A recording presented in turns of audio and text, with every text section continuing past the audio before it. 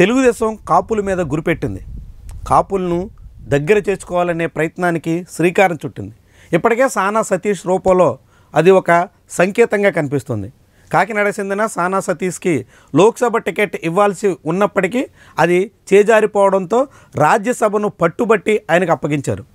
తద్వారా కాకినాడ జిల్లాలో కాపులను సమీకరించే బాధ్యత సానా సతీష్కి అప్పగించినట్టుగా కనిపిస్తుంది.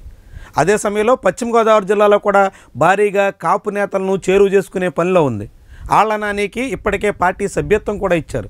అధికారికంగా కండువా కప్పే కార్యక్రమం అనేక కారణాలతో వాయిదా పడుతూ వస్తున్నప్పటికీ ఆళ్ల నాని ఇప్పటికే తెలుగుదేశం పార్టీలో చేరిపోయారు.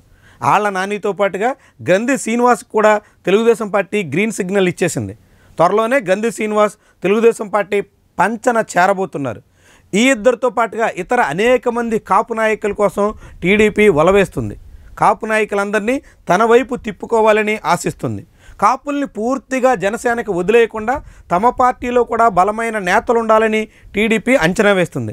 తద్వారా జనసేనను కట్టడి చేయగలమన్న అంచనాకు వస్తుంది. పూర్తిగా ఒక కులాన్ని గంపగొత్తగా జనసేనకు వదిలేస్తే భవిష్యత్తులో మారబోయేటువంటి రాజకీయ సమీకరణాలతో తనకు చిక్కులొచ్చేటువంటి ప్రమాదం ఉంటుందని టీడీపీ నేతలు భావిస్తున్నారు. దానికి తగ్గట్టుగానే ఇప్పటి నుంచే వ్యూహాత్మకంగా పావులు కదుపుతున్నారు. వైఎస్ఆర్సీపీని వీడబోతున్నటువంటి కాపు నేతలందరికీ గ్రీన్ సిగ్నల్ ఇవ్వాలని, కండువాలు కప్పడానికి సిద్ధం కావాలని టీడీపీ నేతలు భావిస్తున్నారు.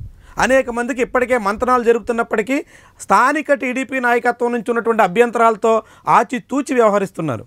కాసింత సమయం తీసుకుని ఆ నేతలందరినీ పార్టీలో చేర్చుకోవాలని భావిస్తున్నారు. తెలుగుదేశం పార్టీకి అనేక నియోజకవర్గాల్లో తగినంత బలమైన నాయకత్వం కనిపించట్లేదు. ఉదాహరణకు భీమవరం. ఇలాంటి నియోజకవర్గాల్లో వైఎస్ఆర్సీపీ నుంచి బలమైన నేతలను ఆహ్వానించడం ద్వారా తమ పార్టీని బలోపేతం చేసుకోవడంతో పాటుగా కాపు నేతలను హక్కును చేర్చుకున్నట్టు అవుతుందని అంచనా వేస్తుంది.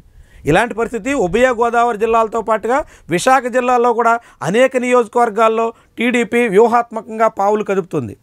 కాపు నేతలను చేరువ చేసుకోవడం ద్వారా ఒకవైపు జనసేనని కట్టడి చేయడంతో పాటుగా రెండో వైపు తన పార్టీని బలోపేతం చేసుకోవచ్చు అన్నటువంటి ఉద్దేశంతో టీడీపీ ఇలాంటి నిర్ణయాలు తీసుకుంటుంది. దానికి తగ్గట్టుగా ఇప్పటికే కొంతమందికి అనుకూలంగా సంకేతాలు పంపించినటువంటి నేపథ్యంలో రాబోయేటువంటి రోజుల్లో మరింత మంది ముఖ్యమైనటువంటి కాపు నేతలు టీడీపీలో చేరే అవకాశం లేకపోలేదని భావిస్తున్నారు. ఆ జాబితాలో ఎవరెవరు ఉంటారు, ఎలాంటి వాళ్ళకి అవకాశం ఇస్తుంది, గతంలో టీడీపీని వీడి వైఎస్ఆర్సీపీ కానీ ఇతర పార్టీల్లో కానీ చేరినటువంటి కాపు నేతలను కూడా మళ్ళీ హక్కున చేర్చుకుంటుందా, అలాంటి పరిస్థితి వస్తుందా చూడాలి. మరి ఇప్పటికే కొంతమంది నాయకులు టీడీపీ వైపు క్యూ కట్టేందుకు సిద్ధంగా ఉన్నటువంటి తరుణంలో ఎవరెవరికి అలాంటి అవకాశం రాబోతుంది, ఎవరెవరు కాపు నాయకులు టీడీపీ పక్షాన్ని చేరబోతున్నారు, ముఖ్యంగా గోదావరి జిల్లాల కాపు నేతలు ఎవరెవరు ఉంటారు అన్నది కీలకమైనటువంటి అంశం.